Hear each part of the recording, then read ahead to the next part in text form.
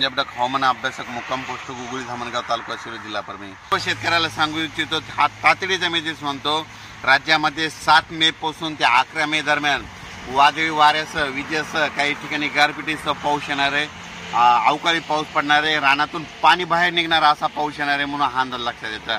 विभागाबाई बोलायचं झालं तर राज्यात सुरुवातीला आपण पूर्व विदर्भातून सुरुवात करू।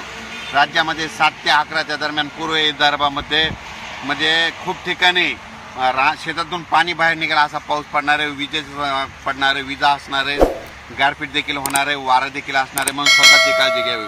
त्याच्यानंतर पश्चिम विदर्भात देखील सर्व शेतकऱ्याला सांगू इच्छितो 7 ते 11 मे त्या दरम्यान तुम्ही तुमच्या हळद असेल, कांदा असेल काढून झाकून ठेवा, कारण की 7 ते 11 दरम्यान जोरदार पाऊस पडणार आहे, ओढे नाले वाहतील असा पाऊस येणार आहे म्हणून हा अंदाज लक्षात येतो। त्याच्यानंतर मराठवाड्याकडे वळू।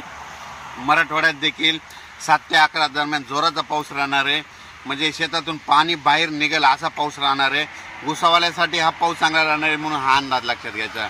आणि मराठवाड्यातले देखील सर्व शेतकऱ्यांनी ज्यांचा कांदा असेल, हळद असेल 7 तारखेच्या आत तुम्ही काढून झाकून ठेवा, साठवून ठेवा, कारण की खूप मोठा पाऊस असणार आहे म्हणून हे अंदाज लक्षात घ्यायचा। त्याच्यानंतर पश्चिम महाराष्ट्राकडे, पश्चिम महाराष्ट्रात देखील शेतकऱ्याचा कांदा देखील काढणं